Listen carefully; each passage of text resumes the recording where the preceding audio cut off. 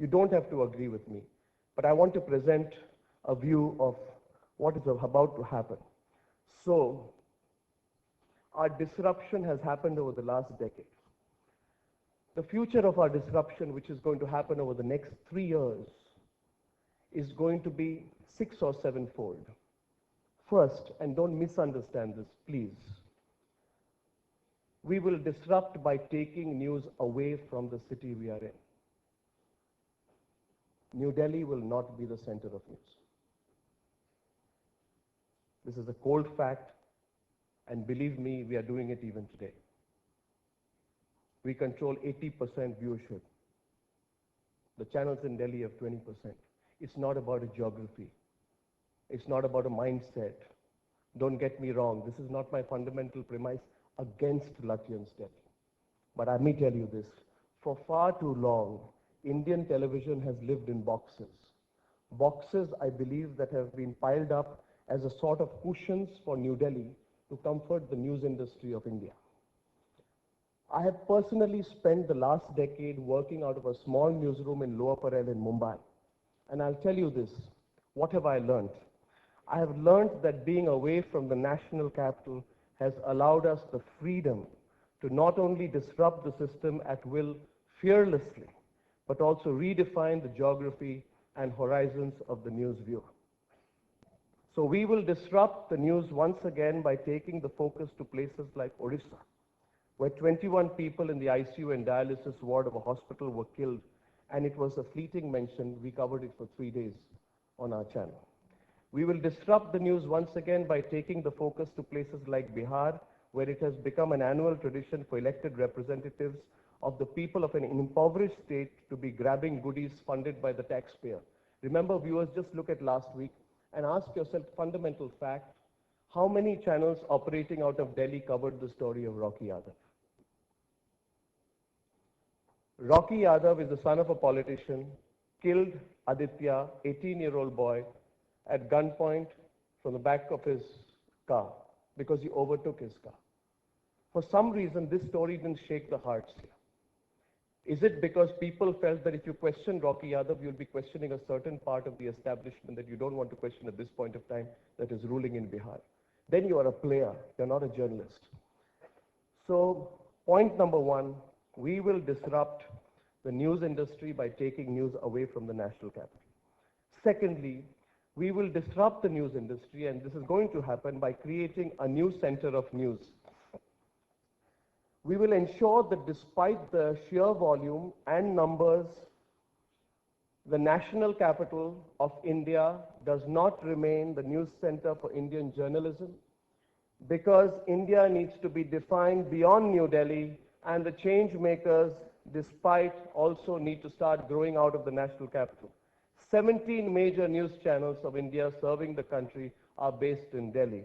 I will not take names. Ask yourself the extent to which they have served the democracy of this country. There are 16 major newspapers which capture about 80% of the market based out of Delhi. Ask yourself whether they've really made the change. And if they haven't, let's ask ourselves the serious and tough question about it. The third way we will disrupt the news industry is we will end the interdependency between news and politicians. I dream of an independent media, where the interdependencies between the politician and the media are reduced as much as possible. For far too long, and I don't know why we have allowed this. For far too long, the news in this country has been using the political class as its crutch or shoulder to lean on. For far too long, the system of news has seen itself as free only to cave in and work on compromise formulas from time to time, thereby only embarrassing itself and humiliating the tenets of journalism in India's 70th year of independence. I dream of a different system. I dream of an independent media which has the maturity to regulate itself and the fearlessness to be answerable to nobody but to itself. Point one. Point two, I truly dream of an independent media where the power of independence, of its responsibility and its answerability does not go beyond itself, where even if it may means that we limp on one leg, don't use that crutch. I would rather limp on one leg for the rest of my life as a journalist than use politicians as my crutch. And I have proven it time and again. The fourth way we will disrupt the news industry is to prove that money means nothing. Viewers know that this channel which we run is not run on the power of money. In the future, money will be an enabler. Money will not be the difference between winning and losing. And I can expand this to you. Money does not buy you connect with the viewer. Money does not buy you eyeballs. Money cannot buy you a ticket to be an agent of change.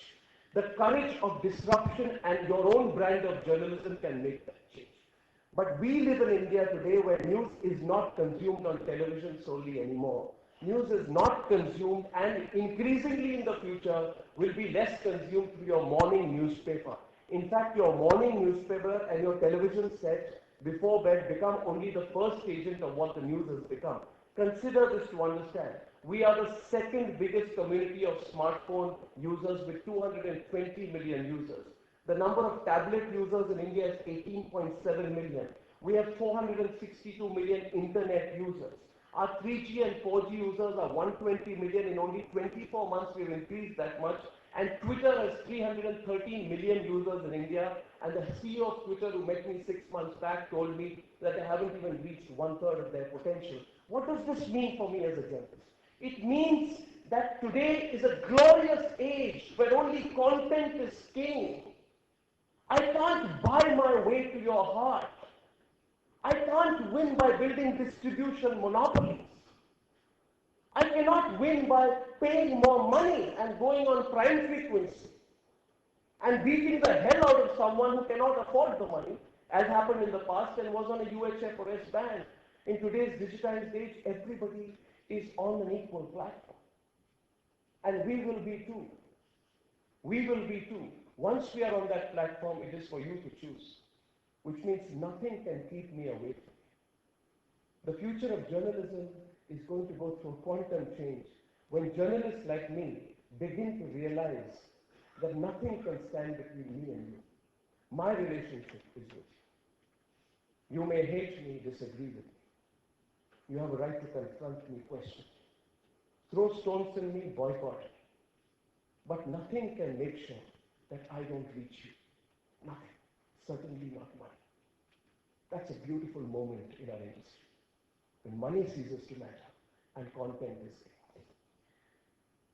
Therefore, the fifth reason we will disrupt in this beautiful world which we are about to enter is that people will find good content.